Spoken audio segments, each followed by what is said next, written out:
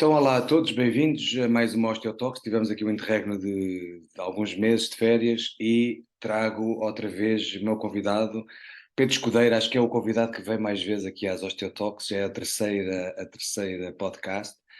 O primeiro foi há 3 anos, o segundo foi há um ano. Falámos sobre ciência natural, medicina, saúde, no fundo, a conciliação lá entre a saúde e a ciência mais natural, mais naturalista, formas de estar na vida e estes processos todos da neurofisiologia, aliados à ciência, não é? A tecnologia, era este o tema do podcast. E agora convido o Pedro outra vez. Para já é um gosto falar com o Pedro. E depois o Pedro, para quem não o conhece, o Pedro é fisioterapeuta, osteopata, deu aulas na Oxford Brookes, estudou em Inglaterra, é um osteopata registado, fisioterapeuta, e teve início num doutoramento há uns anos, em Inglaterra, e tem vindo nos últimos anos a ter uma prática clínica e muito à volta, e ele fala melhor disso do que eu, mas muito à volta desta ideia do biofeedback, do neurofeedback, dos marcadores fisiológicos e como é que podemos otimizar a nossa saúde. E isto parte de estilos de vida, quando é que vamos para a cama, quantas horas dormimos, o que é que podemos fazer, pensar, etc. Pronto. E o Pedro, então, há uns anos que tem explorado esta parte e agora culminou este conhecimento todo empírico e científico que ele foi adquirindo. O Pedro é das pessoas que mais se aplica em termos de estudos o Pedro é uma pessoa que eu admiro muito porque tem um sorriso de manhã à noite, é uma coisa que eu acho quase um superpoder. E depois é uma pessoa super disciplinada e aplicada ainda nos estudos. Pronto, é um exemplo que eu gosto de pensar, que eu gosto de seguir também. Então, culminou num livro chamado Otimização Humana. E é exatamente sobre isto que nós queríamos falar. Portanto, vamos falar do livro do Pedro, vamos falar do que é que fala o livro, deste percurso dos últimos anos do Pedro. E Pedro está na Holanda. O Pedro está numa conferência Pedro diz-me o nome, Biohacker Conference. Yeah. E portanto o Pedro e eu agora olho para o Pedro e o Pedro houve aqui nos últimos anos assim um rejuvenescimento, parece-me. Portanto ele de certeza que descobriu aqui umas coisas. Vamos falar com o Pedro. Pedro, obrigado por estás presente. Olha, muito obrigado, Bruno, e quero começar por agradecer uma vez mais, porque para mim é sempre um prazer poder partilhar aqui experiências e ver esse crescimento também, não é? E não só teu, mas também todas as pessoas que tu tens arrastado. O que é muito curioso aqui, há uns anos, quando nós falávamos sobre como implementar um projeto de autorregulamentação da profissão, e sonhávamos chegar aqui, não é? Que um Já dia viste? pudéssemos ter uma comunidade que até nos sentíssemos representados por ela e cá está, Já já viste? está. Agora até já publicamos no iDioma a contestar e a crítica, a resposta-ataque ao Oliver Thompson e estes cromos todos da osteopatia. Pronto. Excelente, excelente, porque nós tínhamos o talento, não tínhamos era aquela formalidade da educação que permitisse fazer com que esse talento tivesse expressão e fosse. E temos marcos aqui que eu acho que se calhar esta nova geração não conhece tanto, mas temos marcos importantes. O Pedro Escudeiro é um marco importante. O Jorge Esteves é um marco importante. O Jorge Esteves farta-se de ajudar pessoal. Eu não sei se as pessoas têm noção do quão ele ajuda. Um, e depois já temos já vários doutorados, não é? Já, na nossa área. Temos o João Moito, o João Claro, Espírito Santo, o Alexandre Nunes. é É sempre uma verdade. mulher ali. E portanto, O felizmente. Rui Santiago. Santiago, e há outros que me estou a esquecer. Da Eriza, não me lembro do nome dele, peço desculpa, mas pronto, mas há vários, sim, e mesmo a fazer mestrados. O Jorge Gonçalves. Muita gente a fazer mestrados. Tenho um aluno meu, o Ricardo, está a fazer um mestrado em neurociências em Coimbra, dois, aliás. E portanto eu acho que sim, e é preciso este acordar às vezes, porque nós temos muitas ideias pré-definidas e pré-concebidas e super filosóficas, mas depois pouco sólidas, pouco palpáveis, não é? Mais na nossa crença, pouco, não é? E pouco quantitativa, não é? E é importante conciliarmos estas duas coisas, porque há uma dissonância grande entre o que eu acredito e aquilo que é. E é um bocado isso que tu fazes, porque quando pensamos em saúde natural, pensamos naquela coisa macro da complexidade humana e da biologia humana. Mas depois falamos também do que é mais, o que é que a ciência produz, que é para depois não nos enganarmos, não é? Não estamos convencidos, estamos a fazer umas coisas. E é uma área que eu gosto muito e que mudou a minha vida, tipo, vou para a cama às 10h30 da noite, levanto-me às 5h30 da manhã, se possível treino de manhã, olho para a luz azul do céu antes de manhã e à noite para regular o meu ritmo circadiano. O exercício físico é fundamental, o que se come. Olha, deixei de comer quase hidratos, foi uma mudança no meu corpo e na minha energia. Os É hidratos, incrível, as massas, o pão, a batata, é verdade. os fritos, os doces, aquela coisa toda. Doces É já não verdade. comi. Mas pronto, Pedro, fala-me tu do teu livro de otimização humana e... Olha, vou pegar exatamente nestas tuas palavras, porque acabaste por resumir aqui duas coisas fundamentais. Uma delas é que é verdade que estas profissões, como a nossa, da osteopatia, necessitam dessa validação académica. E por mais defeitos que haja essa metodologia, que é a metodologia científica, ela acaba por trazer perante os pares e perante também a nossa própria, vamos lá ver, fiabilidade em termos de intervenção, um suporte que a gente necessitava. Agora, o outro aspecto, e depois eu já vou ao livro, porque eu acho que eu pelo menos tentei representar isso. O outro aspecto que eu acho que é muito relevante é a criatividade que se desenvolveu numa profissão que tinha muito pouco fundamento, metodologicamente falando, científico, acabou por lhe dar uma capacidade de integrar muitas áreas de conhecimento, e isso acho que é uma mais-valia da osteopatia que não se deveria perder. Quando eu fiz este livro, o meu pensamento foi cruzar aqui três grandes áreas. Uma delas era o conhecimento científico, exatamente porque é um conhecimento validado que tem uma estrutura que nos dá uma certa garantia, e isso é importante, com essa objetividade, essa capacidade de quantificação, mas, por outro lado, era preciso também ter todo este cariz de um estilo de vida natural, que é basicamente empírico, mas que tem demonstrado também uma evidência, como os nossos corpos vão revelando, que muitas vezes ainda está aquém daquilo que a ciência consegue determinar. E, portanto, foi isto que eu tentei juntar estas duas áreas do conhecimento, o empírico e o científico, e trazendo também a tecnologia para a ligação entre as duas. Porque isto não tem só uma questão de só devemos fazer aquilo que tem evidência, porque se assim fosse, faríamos muito pouca coisa. Agora, há uma direção em termos de credibilidade que a tecnologia e a forma como a ciência faz a investigação, pesquisa ao conhecimento, até nos ajuda a perceber melhor muitos dos tais benefícios que nós sentimos. Pronto, é engraçado falar disso do rejuvenescimento, porque tu disseste aí três ou quatro coisas que provavelmente bastam essas para nós regredirmos na nossa idade do ponto de vista fisiológico, que é essa regulação do ritmo circadiano, é conseguirmos perceber o poder dos alimentos, mas também a agressão dos alimentos, com coisas tão simples como só jogar com os macronutrientes, a redução da carga de hidratos de carbono. Não há ninguém que não reaja positivamente a isso.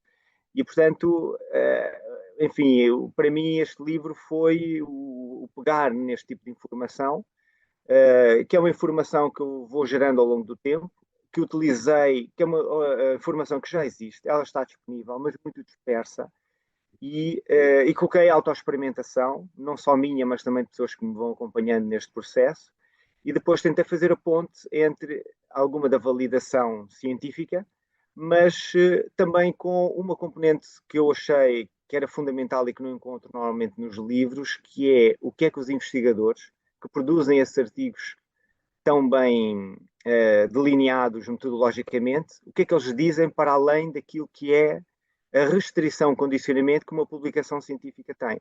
Então fui pegar em palestras, fui pegar em entrevistas, fui pegar em comentários em blogs e extraí essa informação. E é muito mais vasta do que aquilo que pode ser publicado num artigo científico. E, portanto, eu achei que era essa a minha principal contribuição, era juntar esta informação e tentar apresentá-la de uma forma muito simples. Portanto, não foi um livro feito para super especialistas, não é um livro feito para profissionais da área, mas para as pessoas que querem desenvolver este estilo de vida e precisam de se orientar, porque num lado leem que a exposição ao frio é boa, no outro lado leem que a exposição ao frio tem ali algumas contraindicações e fica difícil uma pessoa, enfim, colocar-se no meio deste espectro. E, portanto, eu procurei fazer isso. Vamos ver com os comentários das pessoas que eu consegui. Se não, terei que fazer algo melhor, porque era o meu propósito inicial. Eu acho que sim, pelo que eu tenho visto, tem tido uma aderência brutal. Tiveste há pouco tempo até na RTP, não foi? Há 2 dias. Foi, foi. E eu acho que é muito premente este tema, não é? Fala-se. E é o que tu dizes, uns falam mais, quer dizer, uns falam. Está muito disperso, não é? É difícil às vezes agregar esta informação toda e depois, sobretudo, esta parte para mim que eu acho que é importantíssima. E eu acho que isso é um propósito muito, muito, muito importante, e também difícil, que é a translação do que é, ou seja, do que é produzido, do que é publicado, etc., depois a translação para a prática, para o dia a dia, não é? Claro, A informação científica depois haver esse processo de translação para a prática clínica ou para a vida do dia a dia. E, os- claro, isto é que é a osteopatia. A osteopatia não é manipula para a direita e manipula para a claro, esquerda. A osteopatia sempre foi esta visão mais global do paciente e acompanhar o paciente, muitas vezes com conselhos de estilos de vida, isto e daquilo, no que toca sei lá, um paciente tem uma doença autoimune. O que é que nós sabemos sobre claro, a microbiota, a claro, flora intestinal, os gram-negativos, claro. essas coisas. E então, o livro está dividido assim em temas. Eu ainda não consegui ver o livro. Não tens aí nenhum livro para mostrar a capa, não? É que a capa está gira. Levanta só mais um bocadinho. Yeah. Está muito giro. Como conseguir o equilíbrio biológico, alcançar saúde, performance e vitalidade de forma espontânea, otimização humana. E essa explosão de É cores e de verdade. vida é brutal. E depois tem aí o ser humano, que é. Eu cada vez estou mais fascinado com o ser humano. O ser humano é o dark side e a light side, não é? É capaz destas duas polaridades. Está dividido assim em temas. Sim, sim, sim. Eu dividi isto aqui em quatro secções. Uma delas foi apresentar-me e apresentar, de certa maneira, uma experiência pessoal de como é que um processo destes, de identificação e de preenchimento de necessidades fisiológicas, pode ser aplicado. Porque não é um processo linear. E isto porquê? Porque, na verdade, nenhum destes estímulos que eu depois preconizo é inerentemente bom ou mau. Eles são relativos não só ao longo do dia da pessoa, como às fases da vida, e, portanto, saber navegar enfim, nestas águas que são a constante variação fisiológica é fundamental. E, portanto, essa primeira parte era tentar mostrar como é que se faz. Nas secções seguintes, aquilo que eu tentei foi, como isto tem tudo, sobretudo, é a ver com princípios orientadores, mais do que regras rígidas, são princípios orientadores. E esses princípios orientadores eu tentei expô-los, quais é que são os pilares quando se está a querer construir um estilo de vida saudável, que não é um conceito abstrato, é algo muito concreto. Quando nós muitas vezes referimos estilo de vida saudável, não estamos a falar a mesma coisa para ti ou a mesma coisa para mim, porque há fatores inerentes ao nosso funcionamento que nos podem diferenciar de certa maneira. E, portanto, eu tentei transmitir esses princípios. Na secção seguinte, eu tentei então ajudar as pessoas a identificarem de uma forma autónoma essas necessidades fisiológicas e, portanto, fiz um levantamento de todos os parâmetros que são utilizados em investigação da carga alostática, que é um termo mais moderno, assim dizer, relativamente a stress crónico, mas também o que representa melhor o que acontece na fisiologia, por causa de um esforço que o corpo está sujeito para se tentar equilibrar e se manter, de certa maneira, otimizado. E, portanto, eu fui procurar todos os parâmetros que eram utilizados nos artigos científicos e fiz uma compilação deles. E dependendo dos grupos, dos sujeitos que eram utilizados, e dependendo do que se queria encontrar, apareciam representados parâmetros completamente diferentes. E, portanto, eu juntei-os todos numa tabela que acabou por ser, de certa maneira, exaustiva, mas eu tentei distingui-la entre aquilo que era necessário fazer, mas também os valores considerados otimizados. nem todos se têm, porque alguns estão relativos à própria pessoa, não são valores absolutos, mas tentei o mais possível que houvesse um valor de comparação. E depois, então, a última secção são as ações de otimização.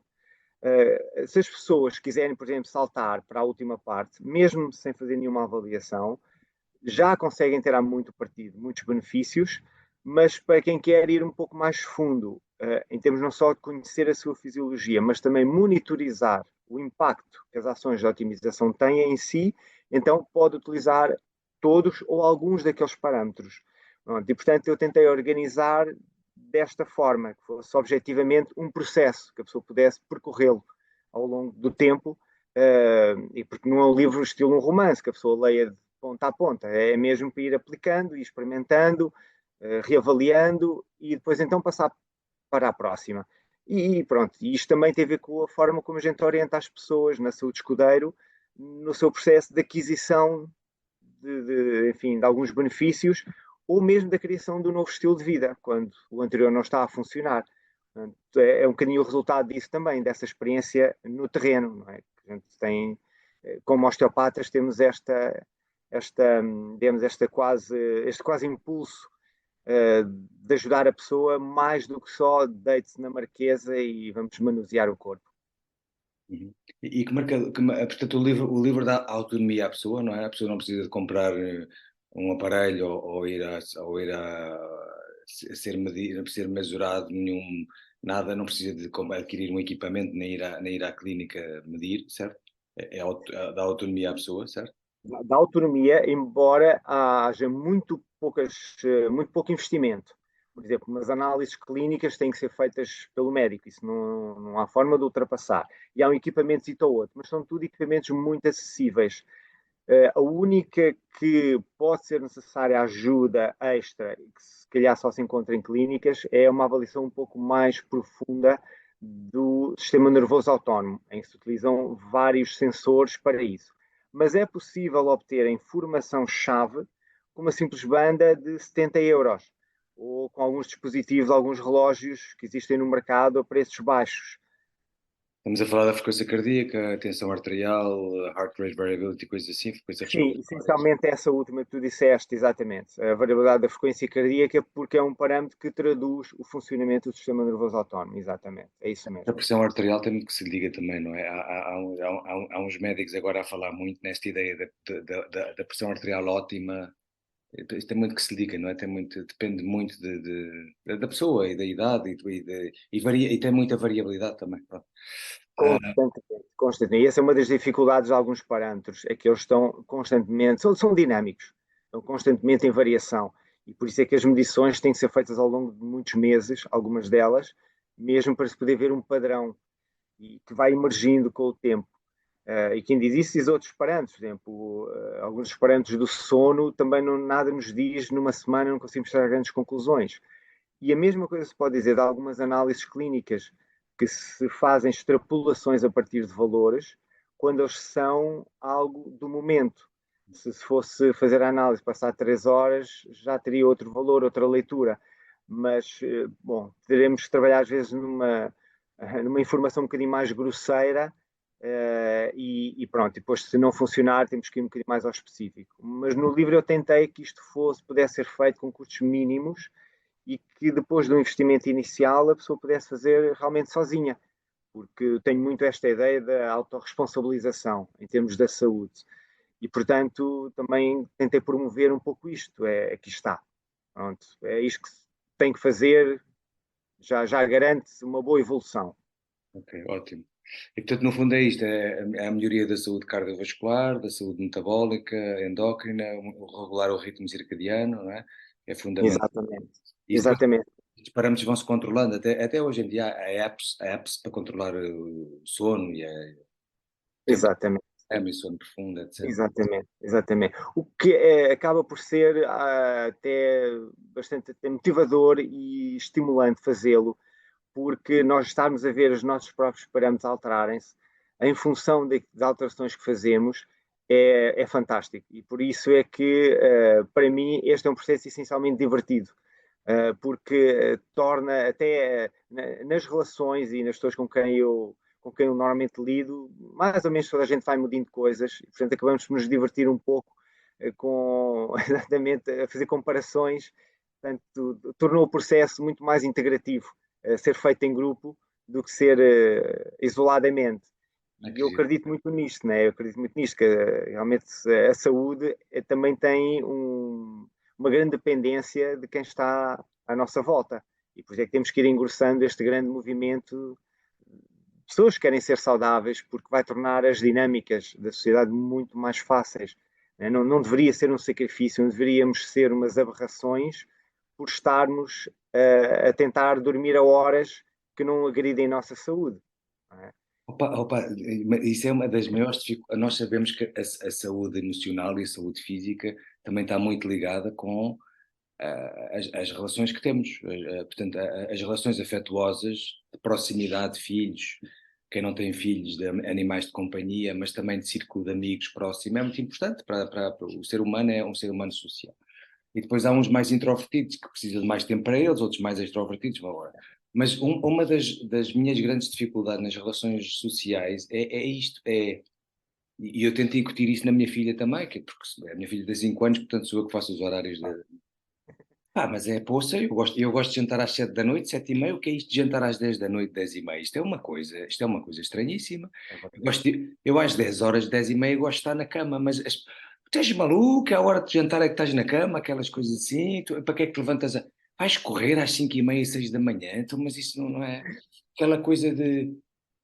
às vezes então, a Itália, quando vou lá dar aulas, eu estava lá com os italianos, então aquilo é pasta, pasta, pasta, não é? Pasta com pizza, mais batata frita, mais uma tarte para dessert, e depois chegam a casa à meia-noite, depois acordam fumam, e a cena do, não, eu gosto de me levantar de manhã, eu gosto de fazer a minha hora de meditação e depois vou treinar. É uma espécie de aberração, é quase um olhar de what the fuck, o que é que ele está a dizer? Mas é isso, mas cada vez há um maior, eu acho, cada vez. No outro dia estava a falar com um rapaz no ginásio, depois do treino, um treino que fizemos de. Não interessa. E eu disse-lhe, pá, e ele já estava preocupado com não vou sair à noite com os meus amigos para não me deitar tarde. As novas gerações já vêm um bocadinho com esta preocupação, não é? Isto também mostra um bocadinho a evolução do ser humano, que cada vez está mais preocupada com o ambiente, com a ecologia, com coisa. Boa. E Claro, tu, eu vejo esses sinais também, de que mesmo nós, estando às vezes isolados em algumas dessas opções, acabam por influenciar e influenciar profundamente. Porque primeiro começa com essa incredulidade e até às vezes um certo juízo moral, né, para aquele estilo de vida. Ao fim de algum tempo, já começamos a ver é uma certa estranho, curiosidade. aqueles gajos estranhos, depois não comes doce e não bebes álcool. É, Então não queres vinho, é é, para não beber álcool. Não quero um copo de vinho, não, pá, não bebo álcool. Pá, mas estamos a falar com uma pessoa que já vai na quarta imperial, pá, e eu, pá, não quero. claro. É, Claro, sou coitado. é exatamente isso. Mas ao fim de um tempo, da curiosidade acaba por haver, já fiz isto, já fiz aquilo. E é engraçado que aí é que começa a verdadeira conexão com as pessoas, não é? Porque nós desalinhamos-nos em certos hábitos e rotinas e alinhamos-nos também em certos hábitos e rotinas. E, por exemplo, entre nos nossos grupos de amigos, nós permitimos à nossa filha que ela vá dormir à casa de outra família, se garantirem que conseguem respeitar de certa maneira os horários. E eu, no início, até tinha um certo sentimento de que estaria a ser invasivo e a forçar outras pessoas a fazer o que eu achava correto. Mas a verdade é que não se passa isso. É que é uma influência que a gente tem mesmo que exercer. Porque muitas de nós falamos tanto né, das vastas condições clínicas que nós apanhamos, quantos a gente olha e vê assim? Se não fosse o estilo de vida, não estávamos aqui a tratar esta condição clínica. E isso para mim acabou por cair uma barreira, que é estar incomodado por educar ou por incutir nas pessoas uma outra forma de pensar. Sem arrogância, sempre com humildade e também compreendendo que nem toda a gente consegue fazer as mudanças. Não é só uma questão de querer, não é uma questão só da força de vontade. É que às vezes não conseguem. E não conseguem pela própria desregulação da fisiologia. E eu tenho muita compreensão para com isso, muita solidariedade, e às vezes temos que dar tempo às pessoas, porque nem sempre conseguem, às vezes nem têm energia para sequer se mobilizarem a pensar numa alternativa àquele estilo de vida. E, portanto, não é para todos ainda, obviamente. Mas acho que era importante ter uma forma de para quem quer, os conseguirmos ajudar. E eu acho que isso é uma ferramenta que um osteopata tem, que é extremamente potente. Eu lembro quando nós falávamos, quando estávamos, por exemplo, em Inglaterra, falava-se muito nos conselhos de nutrição e discutia-se, não, mas isso é o papel do nutricionista. Pois, onde é que está a divisão disso? E por isso é que eu, por exemplo, no livro não falo na secção vamos, das ações de otimização, eu não falo em nutrição, eu falo em alimentação. E o que é que eu falo? Falo aspectos gerais. Falo no ritmo circadiano, na importância que tem os horários das refeições, na importância que tem de achar descanso ao sistema digestivo, falar dos alimentos que têm mais potencial agressivo e dos que têm mais potencial regulador. E, portanto, já não estamos a discutir a questão dos nutrientes, nem estamos, no fundo, a invadir uma profissão. Claro que quando nós temos pessoas que precisam de uma ajuda extra, nós temos que indicar profissionais que tenham este pensamento e que também dominem essa profundidade. Mas sempre com este aspecto é que o estilo de vida é uma coisa pessoal, não está nas mãos de um clínico, está nas mãos da pessoa. E, portanto, organizar a vida de forma a que os principais pilares estejam assegurados, que são o sono, já falámos, estamos a falar do sistema nervoso, portanto, a regulação do sistema nervoso, o controle do stress crónico, ou seja, o diminuir dessa carga alostática. Estamos a falar da atividade física, outro pilar absolutamente essencial. E aí temos como quarta referência um aspecto, vamos lá ver, eu chamo-lhe quarta porque eu dividi aquilo em 8 dimensões.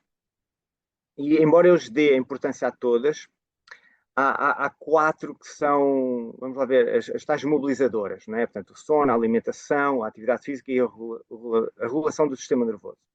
Mas as outras 4, a obtenção da temperatura, das práticas respiratórias, a terapia física e a fotobiomodulação, portanto, a exposição a certas frequências de luz, estão todas interrelacionadas. Ou seja, o sistema nervoso reage a todas, estas 7, e quando damos conta, e essa foi uma das dificuldades que eu tive no livro, foi-se fazer separação em dimensões, quando na verdade a inter-relação delas é que é a magia, a acumulação de várias. E vamos lá ver, esta magia faz de duas maneiras. Por exemplo, nós estamos aqui numa conferência específica, né?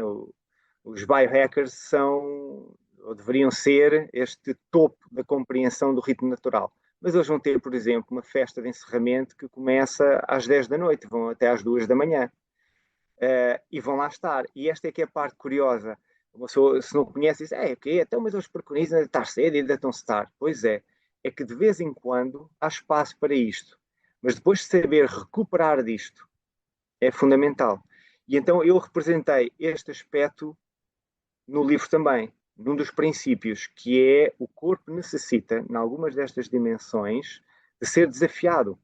A única que eu não encontrei, a nível de estudos, ou mesmo relatos, em que a privação do sono traga benefícios para a fisiologia, foi o sono. Mas, curiosamente, há práticas ancestrais de privação de sono para ter processos de expansão de consciência. Portanto, até no sono, a gente encontra algo que pode ser interessante. Mas perceber que a recuperação a seguir que se tem que fazer, qual é que é a recuperação que se tem que fazer, eu acho que é saber ser um biohacker, neste sentido de eu que sei a fisiologia, eu conheço-me e, portanto, eu posso jogar com estes vários fatores e recuperar disto e até ficar mais resiliente com o desafio que eu me sujeitei. Portanto, dou-te razão que estudo de vida é importante e dou-te razão que a sociedade tem que se orientar de uma certa maneira, mas já não concordo contigo e comigo quando dizemos que tem que ser sempre assim. Há coisas que têm que ser desafiadas para se conseguir até estabelecer os melhores limites. Não, e faz muito sentido porque o sistema nervoso, e sobretudo o sistema nervoso autónomo, o sistema que nós chamamos do stress, que é sempre conotado como uma coisa negativa, mas o stress que não seja crónico é super importante. O stress o stress momentâneo é importante porque tem uma data de funções hormonais e neurohormonais e neuroendócrinas que nos disponibilizam a dopamina, a energia, cortisol, glucose, e depois metem-nos, estes estados de alerta são importantíssimos. Falaste aí numa série de coisas que é gira essa privação de sono. Há muitas práticas meditativas que se procura aquele estado de estou quase a adormecer, é tão silencioso e tão boring que começo quase a adormecer, e há aí uma transição de um mundo para o outro que às vezes traz umas informações muito interessantes. Eu concordo contigo, a privação de sono para mim é a coisa mais difícil de recuperar e de conseguir de funcionar, mas eu tive uma experiência assim parecida com isso que tu disseste, que foi, eu ando há uns anos a experimentar com o meu próprio corpo, cheguei aos 42, 3, 4, 5, 6, vou fazer 47 e comecei a ver que isto já está diferente. Eu já não tenho 30 anos, as coisas estão a mudar. E é das coisas que eu noto mais, que eu notava mais coisa, era o meu corpo, a acumulação de gordura, e fui a vários nutricionistas e quase todos me diziam, pá, é a idade, o metabolismo desacelera, isto é a idade, aquelas dietas normais. Epá, mas eu, como sou persistente, fui tentando de mil e uma maneiras. Experimentei jejum intermitente, jejum 24 horas, fazer jejum todos os dias, 16, 17 horas. Experimentei uma série de coisas. Umas resultavam, outras. O jejum a tão intermitente, tive de descobrir uma fórmula que fosse para mim, porque qualquer outra fórmula fazia-me ganhar peso. E eu estou-te a falar, eu nos últimos anos perdi quilos que são aqueles quilos essenciais para o meu corpo se transformar. A cena da gordura que estava acumulada nas mamas e na barriga e nas flancos e não sei o que era muito difícil, foi exatamente estas mudanças de quanto é que eu faço de jejum, quantas vezes por semana, o que é que eu como, e é uma treta. Eu tenho um corpo agora que tinha há 10 anos e há 15 anos atrás, voltei a ter veias e tudo lá, sinto-me definido, com montes de energia, esta coisa da idade é bullshit. É bullshit, quer dizer, pronto, não é assim tão linear quanto isso. E o osteopata, sem ser nutricionista, e sem ser psicólogo, e sem ser estas coisas todas, mas é um bocado um profissional de saúde que se ocupa da natureza humana e dos seus vários processos. E é tão difícil estar updated com tanto conhecimento que vai surgindo, mesmo o especialista tem tanta dificuldade, porque não saber de várias áreas e conseguir pelo menos identificar e fazer uma espécie de triagem e de conselhos e depois coisas mais a sério, mais profundas, então referencia-se para a especialidade. E eu passei por uma coisa, só para terminar, também não te quero ocupar muito mais tempo, estás na conferência. Eu consegui ter uma alimentação muito porreira, quase sem hidratos de carbono, pá, tenho um estilo de vida que eu acho que eu considero muito bom e espero que venha mais conhecimento a mim, porque de facto, pá, desde suplementação, sei lá, os ashwagandhas, os NACs, os ômega 3, a psilocibina, microdose, já falámos, essas coisas todas, sinto muito bem. Há 2 semanas tive uma faringite amigdalite, apanhei da minha filhota. Epá, mas tive tanta dor, tanto desconforto, fui-me tão abaixo que eu tive 2 dias, estava sozinho, não era a semana com a miúda, epá, que não conseguia, não conseguia treinar, não conseguia fazer nada de jeito, e eu disse, epá, que se lixa, epá, estou farto destas restrições. Olha, comi 3 pacotes de belgas, comi pão que já não comia há um ano, já não comia doces e pão há mais de um ano, comi queijo, e pão, olha, ganhei, ganhei 3 quilos, 3 ou 4 quilos, hein? E eu, em 2 dias, ganhei 4 quilos. E eu, não estou a exagerar, portanto, estava com, imagina, 78, passei para 82,6. Quer dizer, o sentimento a seguir, passar 3 ou 4 dias, foi, aí, o que é que eu fui fazer? O sentimento de culpa brutal, tanto esforço que eu ando a fazer para isto, e pá, pá, pá. Não desmotivei, ao fim de 3, 4 dias estava a conseguir treinar outra vez, voltei à minha alimentação, ao meu jejum, à minha alimentação como deve ser, ao meu treino e tal, não sei o quê. Em 4, 5 dias tinha o peso outra vez normal. E portanto, eu diria, concordando contigo, estes estímulos são muito importantes de sair da zona de conforto, e eu acho que o jejum é muito isso também. Mas depois não tem que ser desmotivante, porque depois o corpo está sempre a tentar um equilíbrio, não é? Esta coisa é uma lei da natureza e da vida que é caminhamos sempre para o equilíbrio, não é? Portanto, É isso mesmo. E eu refiro isso, o nosso corpo está preparado para estar constantemente a tentar otimizar-se. E por isso é que o terceiro princípio, o primeiro pode ser representado exatamente por viver segundo esse ritmo circadiano. Portanto, o reconhecimento, que é uma coisa tão da osteopatia, que há mecanismos naturais inerentes de recuperação. Portanto, esse é o primeiro, reconhecer isto e viver nesse ritmo circadiano. O outro é que o corpo necessita desse stress agudo para poder precisamente prosperar e ganhar mais capacidade e essa resiliência, essa capacidade de o adaptação. frio e o calor extremo têm muito a ver com isso também, não é? Exatamente, como o jejum, é isso mesmo. É isso mesmo, é O isso treino mesmo. intenso. O treino intenso. Se tu fores medir durante uma atividade física os parâmetros e mostrares a um médico sem saber o que é que estavas a fazer, ele manda-te internar. Yeah, Porque a yeah, pessoa está com tudo em total caos. Portanto, é isso mesmo. Bom, e o terceiro princípio que eu refiro aqui no livro é que, deixa-me só dizer aqui uma coisa, eu já digo esse terceiro princípio, por causa desta questão de colocar o corpo sob stress e o sistema nervoso. O sistema nervoso é o fiel da balança. Ou seja, nós precisamos de ter um referencial para verificar no processo se estamos a fazer um estímulo, estamos a produzir um estímulo ou estamos a produzir uma agressão. E aí aqui entra digamos, uma certa, enfim, uma certa habilidade. Bom? E este é o terceiro princípio, que é nós podemos sujeitar o corpo ao esforço desde que isso não vá provocar sobrecarga no sistema nervoso. E por isso é que às vezes o calor pode fazer bem, o calor extremo, mas outras vezes pode não fazer bem. E eu tive, nessa primeira parte do livro, eu descrevo exatamente esse processo.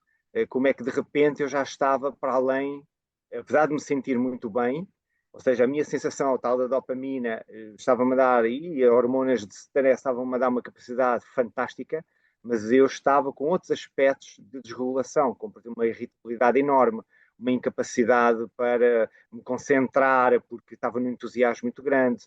E, portanto, o que eu percebi é que tinha que haver alguma forma da gente descobrir. E essa forma não é da experiência consciente, é de medição objetiva.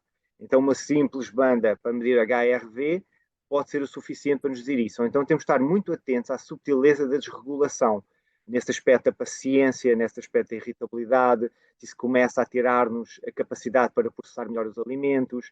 E, portanto, se a pessoa conseguir aguentar isso, os três princípios estão lá respeitados.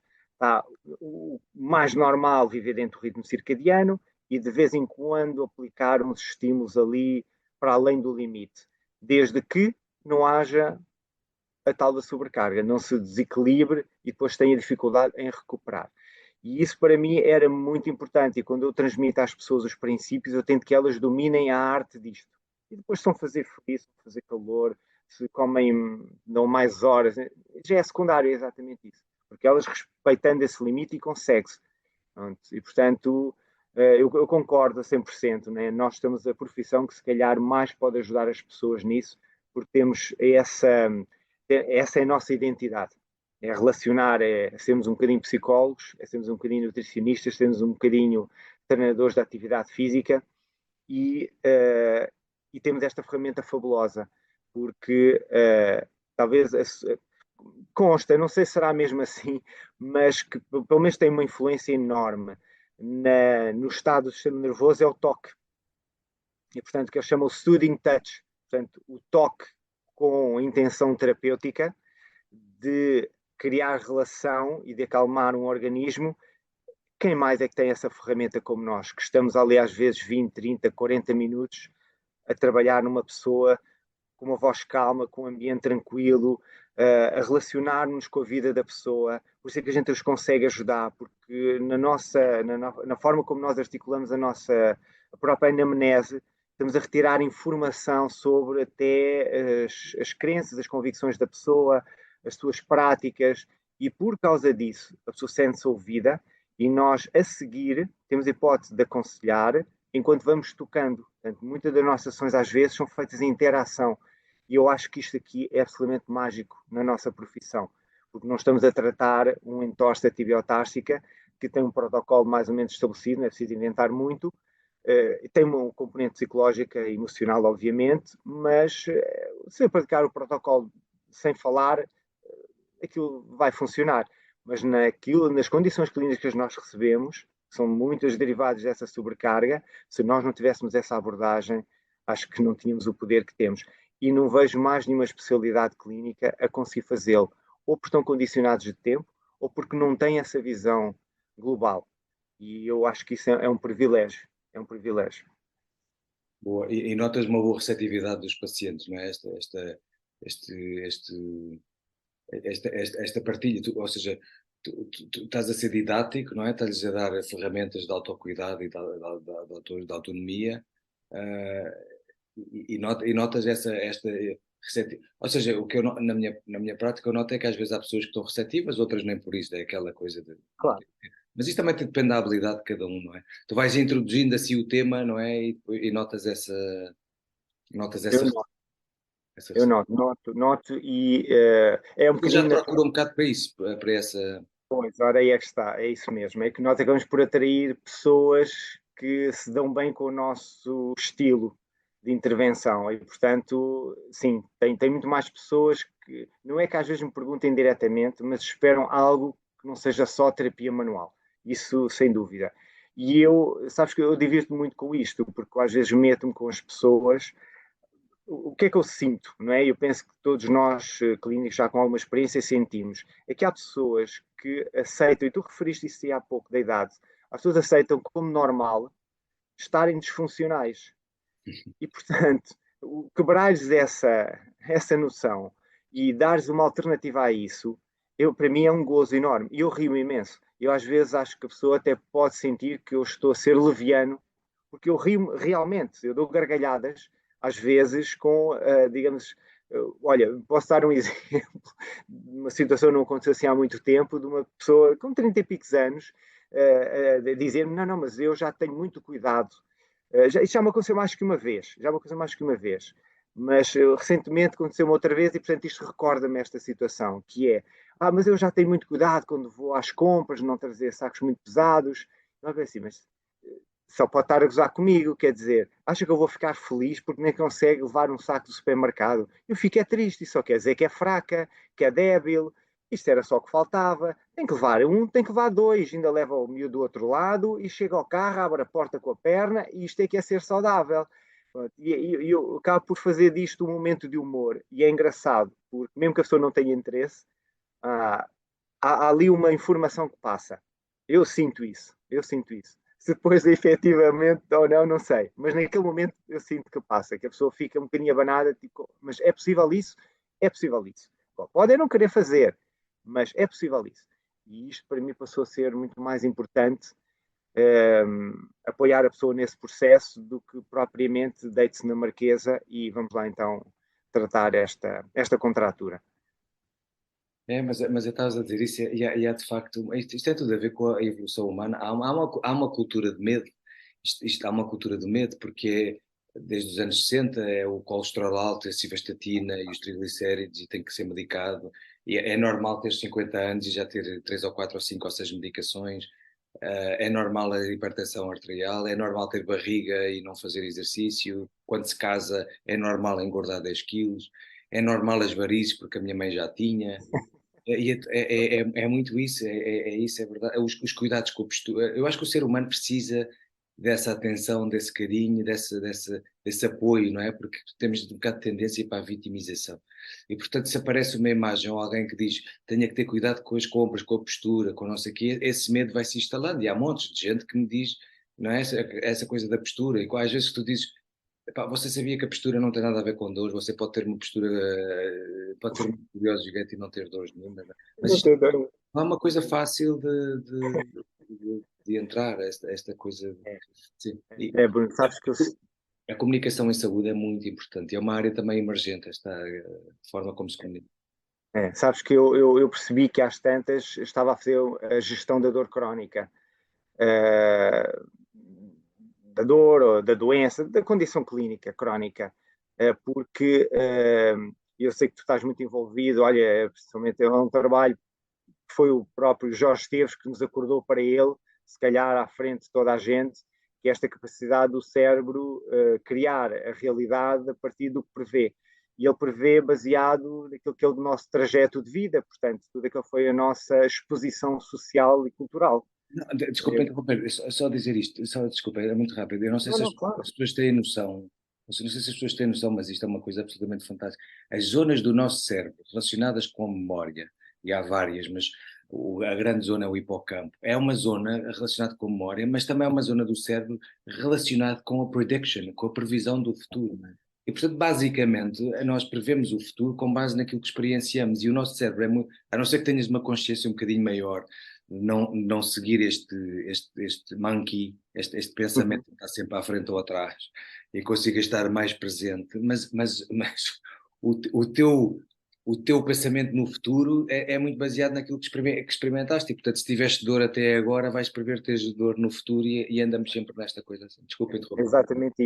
Exatamente isso. E sabes que, exatamente porque nós sabemos que o que está lá instalado é que vai ser o filtro de todas estas previsões que o cérebro faz, e portanto a possibilidade consciente ou consciente do que não pode ou do que pode fazer, é que eu acabei por desenvolver aqui um projeto com um médico psiquiatra e professor universitário, que é o professor Pedro Zuzarte, que se utiliza a administração de uma substância dentro da categoria das chamadas substâncias psicodélicas, que é a ketamina, que é a única que é legal, porque é um anestésico, portanto já estava validado para isso, e pode ser usado uma denominação chamada off-label, que é com outra dosagem, desde que justificado e com consentimento informado, a pessoa pode, enfim, ser administrada essa substância. E porquê? Porque ela vai fazer, uma das funções é fazer com que haja uma desestabilização desses circuitos neurais que estão estabelecidos e que estão na base de padrões de pensamento ou de comportamentos funcionais. E isso pode nos permitir, bom, ele tem sido utilizado para patologias de respeito, como, por exemplo, a depressão resistente ou fibromialgia. Mas esta capacidade de desestabilização desses circuitos vai nos permitir remodelar o funcionamento do cérebro, ou seja, depois desse momento de desestabilização que a administração proporciona, nós temos a possibilidade de expor a pessoa depois a um conjunto, a um certo ambiente, um certo contexto, que lhe vai reorganizar o cérebro de outra forma, de uma forma que a pessoa, por exemplo, possa desenvolver um estilo de vida saudável. Então fizemos uma fusão entre estas técnicas de otimização humana, estas estimulações fisiológicas, depois da administração da substância, para podermos ter essa capacidade de mudança, porque é possível, não hoje temos este cérebro que, enfim, foi criado ao longo da nossa vida, mas daqui a um ano, ou daqui a 5, ou daqui a 10, é nossa responsabilidade o cérebro que queremos ter nessa altura. E, portanto, não é só a substância, há outras práticas que permitem fazer isso, a hipnose permite fazer isso também, há práticas meditativas que também permitem isso, e outras que nos dão esta capacidade de alterarmos essa organização cerebral e podermos ter outro tipo de ser humano daqui a uns tempos. E isto tem sido maravilhoso assistir a este novo movimento em que estamos a cruzar estas práticas antigas com toda esta tecnologia e ajudar as pessoas de uma forma que antigamente só desejávamos fazer, mas na verdade tínhamos muito poucas ferramentas para o conseguir. Portanto, olha, a nota que eu deixo é que o futuro tem mais luz, tem mais luz. Essa conferência Biohacker há todos os anos, é anual? Há todos os anos, sim, é anual, é anual. Estou muito curioso, estou muito curioso. Tens que vir para o ano. Para o ano. Já cá temos, já cá encruzamos, nós somos 6, mais a minha filha 7, já temos ali uma semente de 11 anos a absorver isto, e chegámos cá e encontramos aqui mais alguns portugueses que até têm alguns produtos que estão aqui em exposição, e pessoas que eu já tenho conhecido em algumas destas práticas e que vim encontrar cá. Portanto, enfim, Falas em psicodélicos no livro? Dás assim algum toque sobre psicodélicos? não falo dessas substâncias, e não o fiz de propósito, porque eu quis encerrar isto só do ponto de vista da fisiologia, e portanto, enfim, fechei o círculo ali. Mas, por exemplo, neste trabalho que estamos a fazer, enfim, porque este professor é o diretor clínico do Hospital da Administração Interna, e começou agora a fazer a administração também em ambiente privado, para precisamente podermos ter um outro tipo de população a poder chegar lá.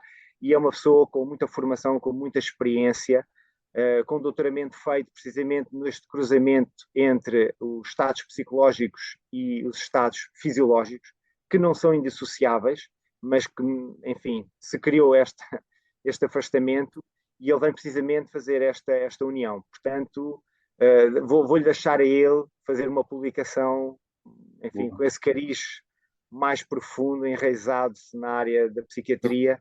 Se um dia quiser vir aqui a falar connosco, era ótimo. Mas adorar, é fabuloso. Olha, Pedro, não quero, já estamos aqui quase com uma hora, não quero ocupar mais tempo. Muito obrigado por teres tirado o tempo aí da conferência. Espero que não estejas a perder assim nada assim muito entusiasmo. Não, Obrigado. Então, onde é que as pessoas podem comprar o livro? olha, o livro está disponível em todas as livrarias e também online, no UC, também se encontra. Onde chama só a atenção para uma coisa, que houve um erro de impressão e nesse erro não constou no livro a dedicatória e os agradecimentos, que do ponto de vista emocional para mim eram as partes mais importantes do livro, porque tinham a ver essencialmente em quem eu tinha pensado quando fiz o livro e em quem me baseei para o conseguir fazer. E, portanto, se as pessoas comprarem e não tiverem uma errata lá dentro, é um papelzinho solto, que peçam na livraria, porque eles receberam, mas podem não ter colocado. Okay. E se mesmo assim não tiverem, então que me contactem, que eu arranjarei uma forma de fazer chegar isso. O conteúdo não está afetado, mas para mim é muito relevante, portanto, Claro. é um livro incompleto sem ele, é o que eu sinto. Sim. E parece-me um livro, depois desta conversa, que é tão útil para pacientes como para profissionais de saúde e como para nós osteopatas, por isso acho que é aqui uma ótima referência e apoio para clínicos também. E portanto, eu não vou esperar que tu me ofereças o livro, eu vou comprar porque. Mas ele está à tua espera, como sabes, ele está à tua espera. Depois As posso oferecer circunstâncias algo. não permitiram. Mas estou mesmo muito curioso e parece-me daqueles livros fundamentais para um clínico e principalmente um osteopata ter. Olha, muito obrigado. Um grande abraço e pronto, até breve. Boa Obrigado, viagem depois de muito obrigado regresso. pela oportunidade. É um prazer. Obrigado, obrigado.